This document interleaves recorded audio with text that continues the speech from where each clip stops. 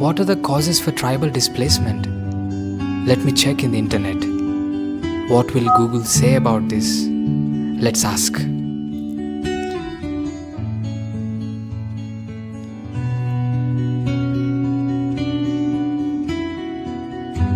Not bad.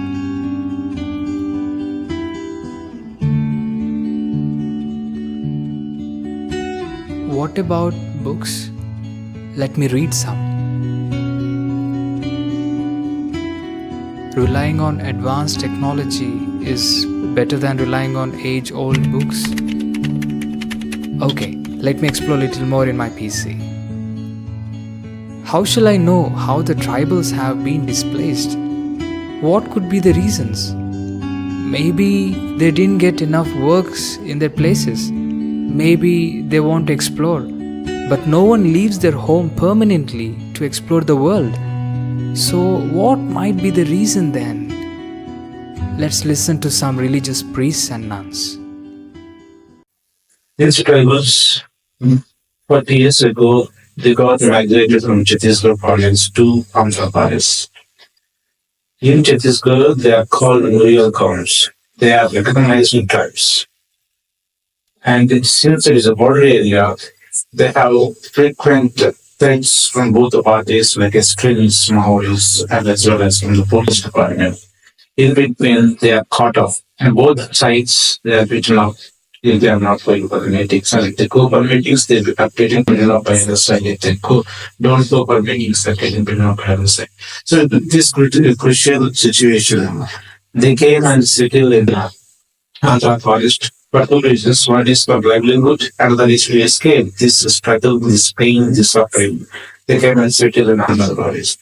And in this crucial situation of their lives, the lynch, loyal to the tribal development society has come to their survival.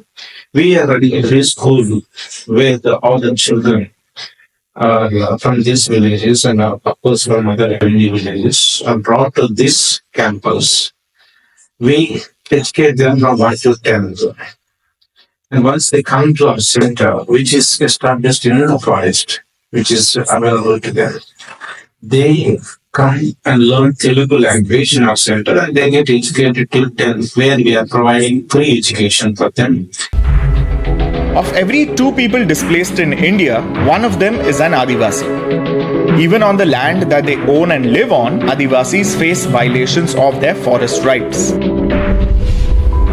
Supreme Court of India has permitted extensive industrialization and mining in forest lands which are the traditional homelands of Adivasis. This decision violates the constitutional safeguards given to Adivasis. Large parts of the areas inhabited by Adivasis, like the northeast of India, Jharkhand and Chhattisgarh, are sites of intense violent conflict.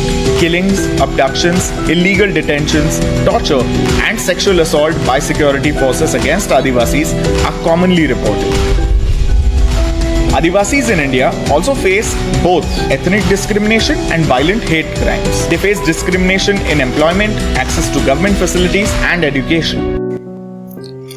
There are 2 categories of causes for the displacement of the tribals in Jharkhand. One we can call as primary cause and the secondary causes.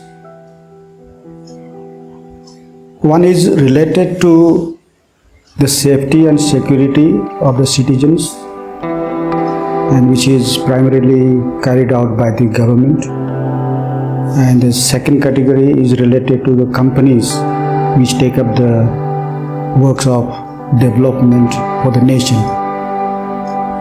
So as far as safety and security of the citizens is concerned, it is primarily said that the state government and central governments are responsible to establish defense academy so that the armies can be trained, for which the government requires a vast area of land, and unfortunately the tribals had to displace their villages and lands to leave for the defense academy. Adivasis, Vanvasis are known as indigenous peoples of India.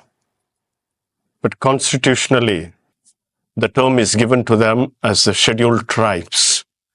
They spread across India from north to west, east to south, and their life revolves around the nature, celebration, community, and the divine. And they are very enterprising people, the tribals, and they have much to contribute to us. But of late, these tribal communities across India, they are fighting for their identity, and there are so many tribal human rights associations fighting for their dignity and respect. But at the same time, no one can forget that these tribal communities were strongly affirmed by so many people of goodwill and intellectuals to retain their identity and self-assertion across India. And among the tribals, you see they are working in different fields in the government. And today we need to support these Adivasi communities so that they continue to give importance to their life, community, dance, music, art, and architecture. And in this sense, people of India should be sensitive to the life of tribals. And given to the context of Andhra Pradesh and Telangana, we have so many tribal groups. Of course, among them popularly known as Gonds, Koyas, Kutigoyas, and so many of them. And they do have beautiful festivals like Samaka and Saraka and Nagoba festivals. These festivals are nothing but they reflect the life of tribal community. And through these festivals, they not only evoke the divine in their community, but also tell the others, the mainline religions, that there is something beyond the institutionalized religions.